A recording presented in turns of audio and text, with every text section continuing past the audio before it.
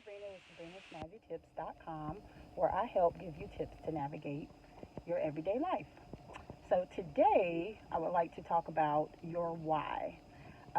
What is your why for doing DoorDash, Shipped, Uber Eats, any type of gig work that you do? What is your why? Well, my why is because my older son, when he moved back home from his corporate job, he did Uber years ago when it was very lucrative, or at least more lucrative than it is in today's market. So I went out with him a couple of times, and it looked so easy. I'm like, you know what? I can do this. Uh, and mocking him, I was like, gosh, he doesn't even communicate with people. He just drops off the food and go. I think I can perfect this. Well, the second reason is I have a younger son that I homeschool. He goes to a co-op 3 times a week, and the co-op is 35 minutes one way from where we live. In addition, the co-op takes about 4 hours. So a homeschool co-op is where homeschoolers get together with other homeschoolers. He learns academics, they go on field trips, volunteer things, you name it. Most of his primary academics is at home with me, of course. However, that's more of like an enrichment. A co-op is an enrichment, if you will, for other homeschoolers to get together, stay social, what have you. Anyway, moving on to the content. So, yes, that is my why. So, what is your why? What is your purpose for being out here? So, my first tip is, what is your why? What is your purpose? Try to have a purpose for coming out here, or it's going to feel like it's in vain. There's going to be times you're going to ask yourself, why am I out here? Why am I doing this? And if that main reason is, hey, this is your primary gig, so be it. If you're out here to make some money, for me, it's about taking advantage of the time. And have you seen the price of eggs? Who can't afford, you know, to save a buck or two to supplement their income in some type of way? Of course, when I first started, my husband, even my son, who I was going out with, he was like, why are you doing this? You have a job, blah, blah, blah. I do have a 9 to 5, as it's referred to, or sometimes other people will call it your W-2. Yes, I do have a regular job. Me and my husband make plenty of money, but it's something to do. It's something to do, something to keep me busy while my son is in class, other than just sitting in the car or driving back home, driving an hour. I don't want to drive 2 hours a day just home and back. So, hey, why not take advantage of that time? So, when I first went into this, I went into it with the mindset that, hey, watching other vloggers, I did some research before I came out. I, did my little homework, and I'm like, you know what? I saw where you could not tell me that Walmart and Instacart was not going to change my world, financially speaking. I'm like, I'm going to be able to quit my job. I'm going to make great money. I watch these other Instacart delivery drivers, watch their videos where they're making $50 a pop, you name it. And I'm like, okay, this is us. The same with Spark. I'm like, I can do this. So, yes, the first tip is have realistic expectations. For me, it's a great side gig. I like to eat out. We love to eat out 2 or 3 times a week.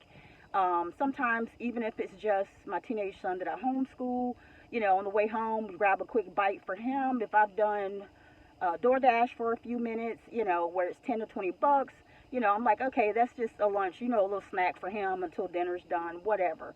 So just something cute. So, of course, the first few times me and my older son, Alex, did it, we would eat our profits. We'd be out sparking, because Alex primarily did Uber and Spark or Walmart.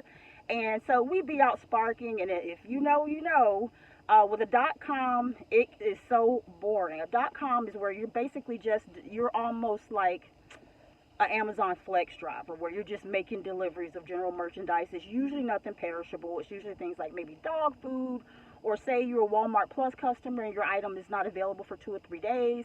I've had it where dog food was not available when I made my grocery order. It might come 2 or 3 days later. So those are .com orders where they're just delivering general merchandise. It could be one thing at that person's house: dog food, a cup, mugs, you name it. So, and you have about 20 of those. So I did that with Alex a couple of times. I fell asleep halfway through.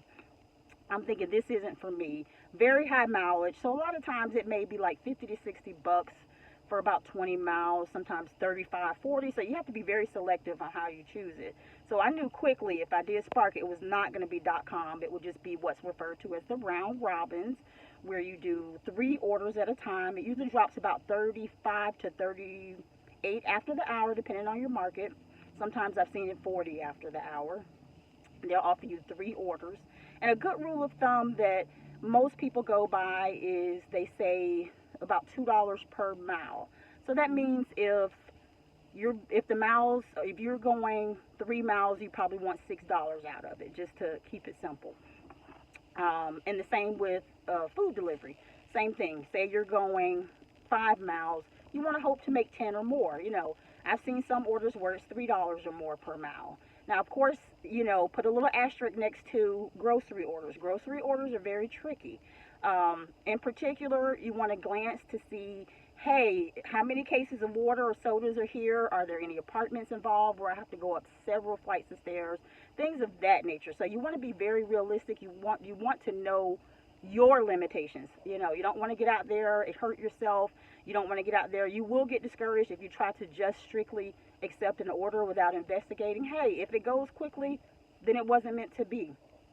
But the reality of it is, financially speaking, these gig apps did not change my world in the sense of where I would be able to quit my job. And of course, I got a little, pushback from my husband. Just work the overtime on my regular job.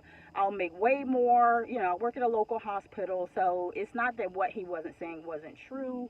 And I think the pride too, if we don't need the money, why are you out there doing that? Blah, blah, blah. Because it's something to do. So the first expectation is, depending on your market, it probably will not change your world, financially speaking, or at least it didn't with mine. I do get some great orders here and there.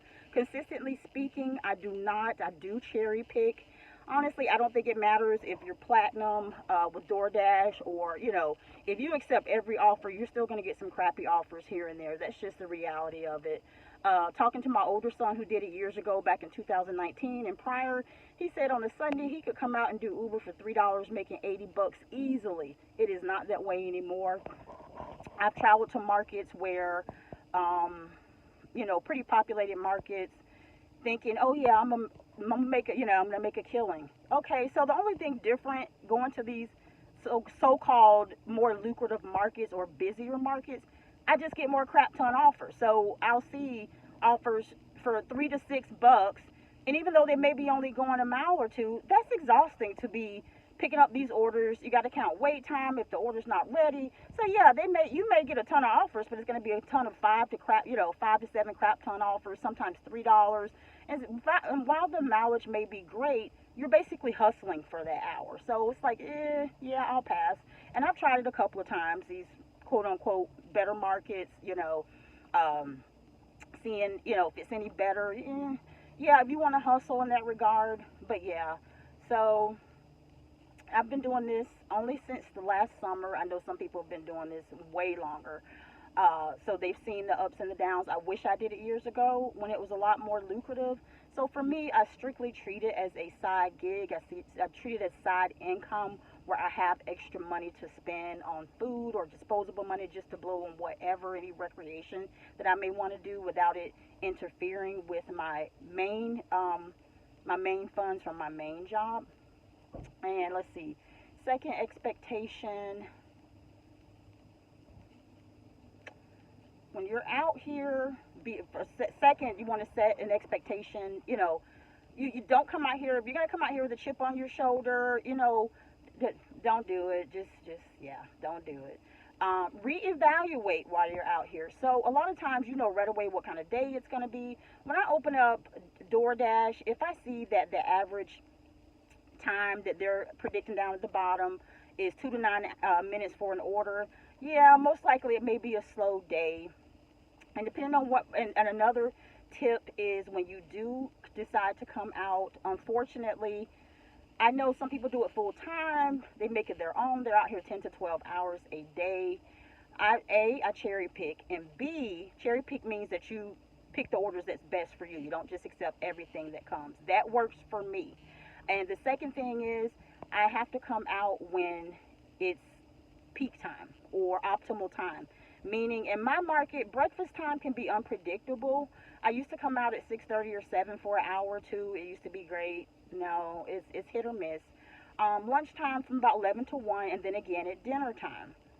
Now, I work second shift on my regular job, so I'm not out here during dinner times. And now that it gets dark earlier, I really have not explored being out in the evening time.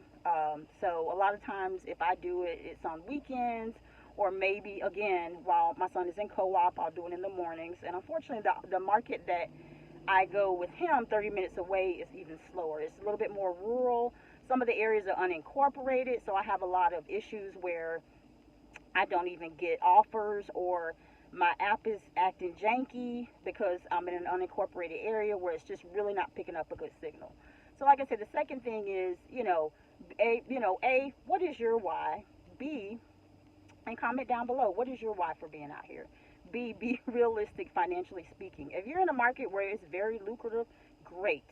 And then C, just try to make the best of it while you're here. I reevaluate while I'm out here. So if it looks like, if I'm not getting very good offers, or it seems like they're coming in very slowly, I don't just drive around. That's just me. What I'll usually do, what I call the main strip, the main highway for me is about a mile, 2 miles long, meaning restaurant row, where you have a lot of restaurants. If I do one or two offers and it's been 15, 20 minutes, I drive up that strip for that mile or two. If nothing comes in, I head back home.